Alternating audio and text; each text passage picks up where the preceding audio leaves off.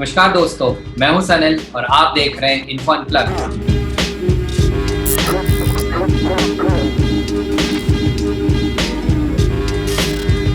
आज के info unplugged में हमारे साथ मौजूद हैं एक खास मेहमान, खजाना गणेश मंदिर के पुजारी श्री उमेश भट्ट जी, जो हाल ही में कोरोना जैसी खतरनाक बीमारी को परास्त कर और विजय होकर घर लौटे हैं। जय गणेश, जय आप। सबसे पहले तो मैं आपको बधाई देना चाहूंगा पूरे इंदौर की तरफ से, क्योंकि आपने जिस बीमारी को परास्त कर जो हिम्मत दिखाई है और घर लौटे हैं, उसके लिए पूरा इंदौर आपको बधाई देता है। सबसे पहले तो मैं जानना चाहूंगा अभी फिलहाल स्वास्थ्य कैसा है आपका, कैसा महसूस कर रहे हैं घर आकर? बिल्कुल एकदम बढ़िया महसूस कर रहा हूँ मैं, और सभी इंदौर वासियों की प्रार्थना और शुभकामनाओं के प्रति आभार है मेरा, जिन्होंने इस संकट में मेरे साथ खड़े रहे सब लोग। और अभी मैं बहुत ही ठीक महसूस कर रहा हूँ और बिल्कुल स्वस्थ हूँ। उमेश जी, मैं सबसे पहले जानना चाहूंगा वो उस क्षण के बारे में मैं जानना चाहता हूँ आपसे, जब सबसे पहले आपको ये ज्ञात हुआ कि जो आपकी रिपोर्ट है वो कोरोना की पॉजिटिव आई। उस समय कैसा महसूस कर रहे थे, उस समय क्या परिस्थिति थी, और वो जो सबसे पहला आभास था, वो जो क्षण था जब आपको ये मालूम पड़ा कि ये जो कोरोना बीमारी है इससे आप संक्रमित हो चुके हैं? 12 तारीख को मेरे को बुखार आया था, और उसके बाद करीब 22 तारीख तक मैं अपने घर पे जो दवाई गोली है उससे मैं ठीक रहा। मेरे को कभी ऐसा लगा नहीं कि ये कोरोना हो सकता है, पर जब 23 तारीख को मेरे को कोरोना का मालूम पड़ा तो उस समय भी मैं थोड़ा सा डिप्रेशन हो गया। बाकी ऐसा मेरे को पहले से मालूम नहीं था, मैं उसको सामान्य सर्दी बुखार ही ले रहा था। मैं एप्पल हॉस्पिटल, जो ग्रीन हॉस्पिटल है, वहाँ पे मेरा चेकअप कराने गया था। मेरे को उल्टियों के जैसा लग रहा था, तो वहाँ पे मेरा चेकअप हुआ। उसमें मेरे को जब HRCT स्किन में मेरा वो लंग्स का वो आया, तो उसने मेरे को बताया कि वो उसमें प्रॉब्लम है और निमोनिया जैसे लक्षण दिख रहे हैं। तो मेरे को समझ में आ गया कि अब मेरे को शायद कोविड-19 कोरोना हो सकता है। तो थोड़ा मैं डर भी गया था उस टाइमिंग पे, और एकदम थोड़ा सा डिप्रेशन में आ गया था। पर उसके बाद वहाँ से मेरे को बोला कि आप कोई से भी अच्छे हॉस्पिटल में एडमिट हो जाइए। तो उन्होंने मेरे को टी चौधराम का बोला और सुयश का बोला, तो हम टी चौधराम में एडमिट हो गए। थोड़ा सा डर लगा, पर वहाँ पे जाके और फिर सारी चीज़ें अच्छे से होती गई, इतनी ज़्यादा वो ना हुआ, तो ठीक लगा। फिर उसके बाद लगभग अगर मैं समय की बात करूं तो लगभग जैसे कब आपको मालूम पड़ा, ये जो रिपोर्ट थी आपकी पहली पॉजिटिव रिपोर्ट वो आई, ये कौन सा समय था? कोई जैसे आज अभी हम मई के पहले सप्ताह में और आप ठीक होकर घर आ चुके हैं, अप्रैल की कौन सी लगभग एक एस्टिमेट तारीख थी जब ये मालूम पड़ा, और फिर कितने दिन आपको? अप्रैल में मैं 23 तारीख को गया था। अच्छा। और 23 तारीख की करीब 2 बजे के करीब सब रिपोर्ट आई मेरी। उसके बाद उनको पता पड़ा कि ये इसमें लंग्स में थोड़ा मेरे को इन्फेक्शन है। तो करीब 3 से 4 बजे के करीब फिर सब सारी स्थिति एकदम क्लियर हो गई, और मैं टी चौधराम में चले गया था 23 तारीख के दिन। 23 तारीख के दिन मैं वहाँ पे एडमिट हो गया था, और 24 तारीख को मेरा सैंपल लिया था, जिसकी रिपोर्ट करीब 27 तारीख को रात में आई थी, जो कि पॉजिटिव थी। तो वो क्या शुरुआती लक्षण थे? मतलब देखिए, जैसे 23 तारीख को आप डॉक्टर हॉस्पिटल गए, एप्पल हॉस्पिटल में दिखाया, उसके अलावा कितने समय पहले से आप कुछ लक्षण आपको दिखे थे, आप बीमार थे? थोड़ा सा उस समय के बारे में बता सकते? 12 तारीख को मेरे को बुखार आया था। अच्छा। 12 तारीख को बुखार आया था मेरे को, तो करीब 3-4 दिन रहा। 16 तारीख तक मैंने घर पे दवाई, अपनी मेडिसिन जो है वो ले ली थी। तो बुखार थोड़ा आता जा रहा था, जाता जा रहा था। पर उसके बाद क्या हुआ कि वो उल्टियाँ जैसा जो लगता है वो मेरा बंद नहीं हो रहा था, तो उसको मैं चेकअप कराने गया था। तो बुखार के अलावा भी और कोई सिम्टम्स आपको दिखते थे? मतलब हाथ पैर दर्द होना, क्योंकि बताते हैं जब कोरोना का रहता है तो बुखार के अलावा साथ साथ बहुत सी दूसरी चीजें भी होती हैं साथ साथ में, कुछ खांसी से रिलेटेड, गले में दर्द, या बोला जाए तो स्वाद में बदलाव आना। गले में खांसी वगैरह थोड़ी सी थी मेरे को, पर जो मेरा जो खास प्रॉब्लम था वो उल्टियों जैसा था, जो मेरे को ऐसा लगता था कि बहुत उल्टियाँ आ रही है मेरे को। वो मेरा सबसे ख़ास लक्षण था और वो मेरे को बहुत परेशान कर रहा था, क्योंकि मैं उसमें जो है सब अपनी जो पेट की वो अपना वो रहता है, वो खिंचाता है पूरा, तो उसके कारण मैं बहुत परेशान हो रहा था। बाकी और ज़्यादा मेरे को इसमें वो था नहीं। किसी प्रकार की कोई कमजोरी वगैरह भी महसूस करते थे क्या उस समय? कमजोरी तो मेरे को आ गई थी, क्योंकि मैं उस समय पे जो अपना ये क्योंकि खा पी ना पा रहा था मैं कुछ भी, भूख नहीं लग रही थी मेरे को और मैं खा भी नहीं पा रहा था कुछ, और ना मेरे को प्यास लग रही थी, इसलिए पानी भी थोड़ा कम पी पा रहा था, तो उसके कारण कमजोरी तो हो गई थी मेरे को। महाराज जी, क्या लगता है आपको, क्या वो कारण हो सकते हैं जिसकी वजह से आप संक्रमित हुए? क्योंकि वैसे तो आपकी दिनचर्या काफी सीमित है, मंदिर में रहना, पूजा अर्चना करना, फिर वापस घर आ जाना, ऐसे में लॉकडाउन का भी समय था। क्या लगता है आपको, क्या कारण हो सकता है जिससे आप संक्रमित हुए? 20 तारीख से मंदिर पूरी तरीके से बंद हो गया था और हम सब लोग, पूरे परिवार के लोग घर पे ही थे, और जो भी आरती पूजा करने जाते थे वो करके, और बस आरती पूजा होती थी, वहाँ पे कोई जाते नहीं थे, और मैं पूरी तरीके से घर में ही रहता था। करीब 20 तारीख से मैं पूरे घर के अंदर ही था और बाहर तो कहीं गया नहीं, क्योंकि ऐसा तो कुछ है नहीं, दवाई गोली या कुछ सब्जी भाजी है ये उसमें हो सकता है, क्या आ सकता है। क्या मंदिर में किसी व्यक्ति या कुछ अलग किसी प्रकार से किसी संपर्क में आए हो, ऐसा लगता हो? नहीं, मैं सोशल डिस्टेंसिंग का बहुत पालन करता था। मंदिर अगर जाता भी था तो दूर से ही भगवान जी के दर्शन करके और वापिस आ जाता था। किसी चीज को मैं छूता भी नहीं था और सब लोगों से दूरी रखता था, करीब 15-20 फीट की दूरी रखता था, इतना। और सिर्फ एक ही बार जाता था मंदिर, 5 मिनट के लिए, सिर्फ दर्शन करने के लिए।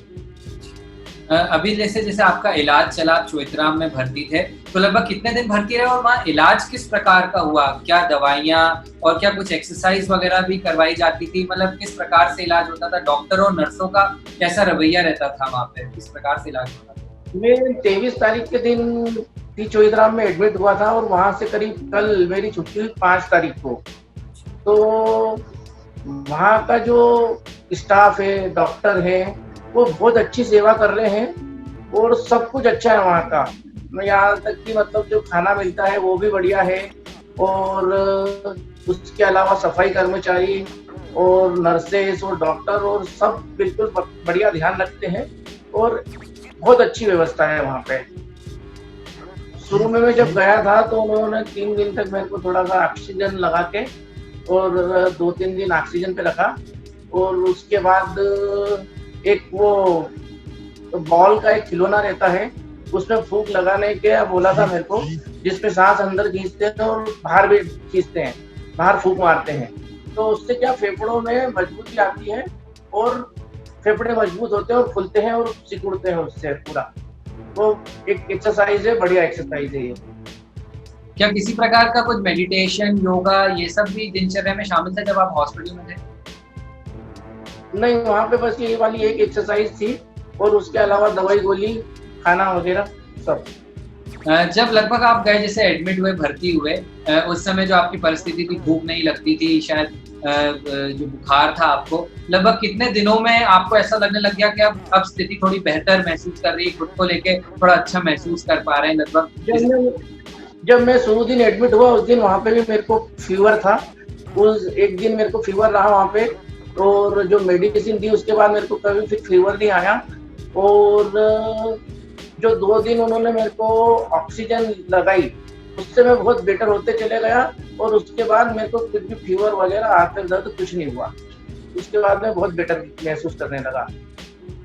हॉस्पिटल में व्यवस्थाएं कैसी थी वहाँ पे? कैसे कमरे, बेड वगैरह जहाँ पर आपको दिया गया था, जो रखा गया था, क्या वार्ड में दूसरे पेशेंट भी साथ में थे? वहाँ का क्या व्यवस्थाएं कैसी थी वहाँ पे? शुरू दिन में गया था जब मैं तो सेमी प्राइवेट में 1 घंटे 2 घंटे के लिए, क्योंकि प्राइवेट रूम उपलब्ध नहीं था वहाँ पे, तो 1 घंटे के लिए मैं सेमी प्राइवेट में था।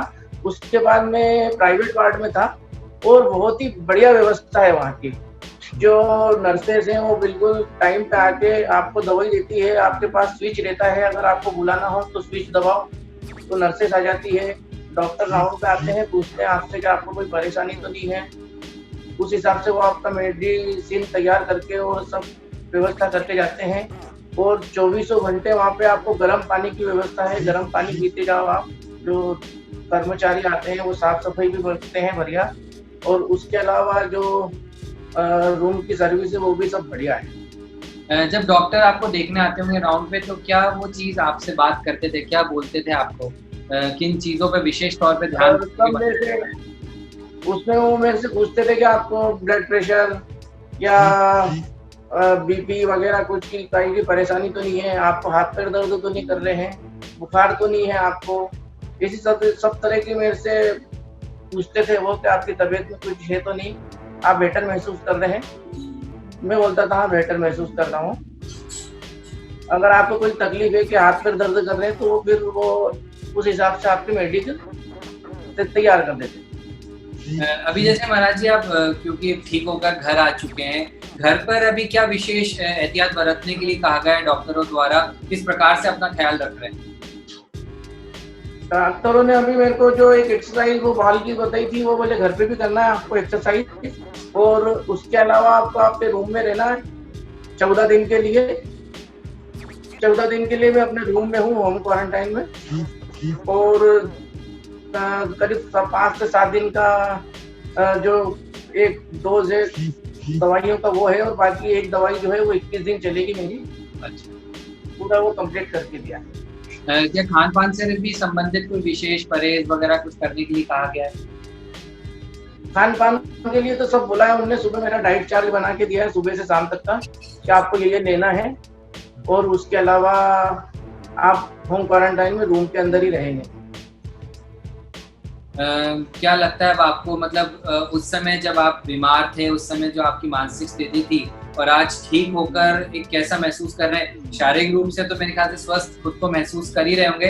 कितना असर आपके मानसिक तनाव को लेकर पड़ा है? कितना हल्का हुआ है? थोड़ा सा आपके विचार में जानना चाहूंगा, क्योंकि आपके माध्यम से उन तमाम लोगों तक ये संदेश जाएगा जो कहीं ना कहीं अभी भी या तो शायद इस संक्रमण से डर के कारण कहीं ना कहीं बहुत तनाव में है, या हो सकता है कि शायद संक्रमण उन लोगों को हो चुका होगा और इस लड़ाई से लड़ रहे होंगे कैसे वो ठीक हो सके। आज शायद आपके माध्यम से उन्हें कहीं ना कहीं प्रेरणा मिलेगी, एक ऊर्जा उनके अंदर भी आएगी कि शायद वो इस बीमारी से लड़ सकते हैं, हिम्मत मिलेगी। क्या वो संदेश हो सकता है लोगों के लिए?